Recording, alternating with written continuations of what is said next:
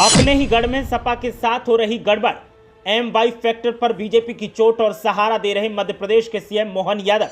नेताजी की विरासत मैनपुरी पर सपा का है कब्जा, लेकिन कब्जे को कमजोर करने में लगी बीजेपी। मध्य प्रदेश से साधे जा रहे सियासी समीकरण, सेंध लगाने के लिए बीजेपी ने अभी से काम कर दिया शुरू, तो चुनौतियों से पार पाने में लगी सपा।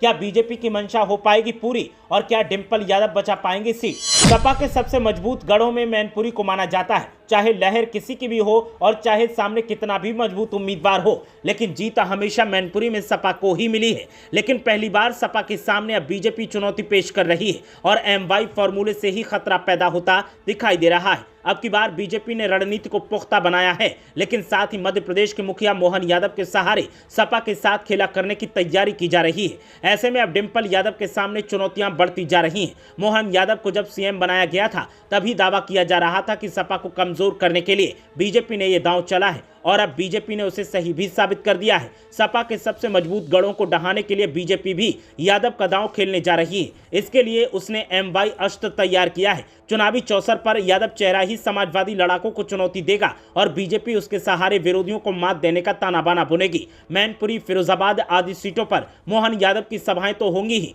साथ ही बीजेपी अपने इस स्टार प्रचारक से ऐसे क्षेत्रों में घर घर जनसंपर्क कराने की रणनीति भी तैयार कर रही है। मैनपुरी लोकसभा सीट को सपा का सबसे मजबूत गढ़ माना जाता है। बीते 10 चुनावों से सपा यहां अजय रही है, कारण लोकसभा क्षेत्र में यादव मतदाताओं की बहुलता को माना जाता है।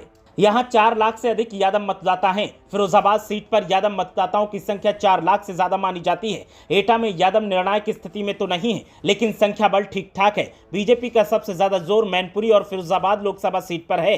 मैनपुरी सीट बीजेपी 2014 और 2019 की मोदी लहर में भी नहीं बचा पाई थी। इस बार बीजेपी अपने अन्य वर्गों के मतदाताओं के साथ यादव मतों का साथ पाने की बड़ी तैयारी में लगी है। इन कोशिशों के साथ पार्टी मध्य प्रदेश के मुख्यमंत्री मोहन यादव को इसके लिए अपना सबसे बड़ा प्रधान मान रही है। बीजेपी नेताओं के मुताबिक मैनपुरी सीट पर मोहन यादव की जनसभाओं और समय के लिए हाईकमान से अनुरोध किया जा चुका है। जसवंत नगर और करहल क्षेत्र में उनकी जनसभाएं करवानी हैं। इसके अलावा 2 से 3 दिन तक दोनों विधानसभा क्षेत्रों में यादव बहुल इलाकों में डोर टू डोर जनसंपर्क कराने की कोशिश होगी। मोहन यादव से प्रचार कराने का यही फॉर्मूला फिरोजाबाद, एटा और अन्य यादव बहुल सीटों पर अपनाया जाएगा, ताकि सपा के सामने चुनौतियों को और ज्यादा मजबूत किया जा सके और सपा को कड़ी टक्कर भी दी जा सके। देखना यह है कि सपा कैसे बीजेपी की तरफ से दी जा रही मुश्किलों से पार पाती है। ब्यूरो रिपोर्ट, मीडिया हलचल।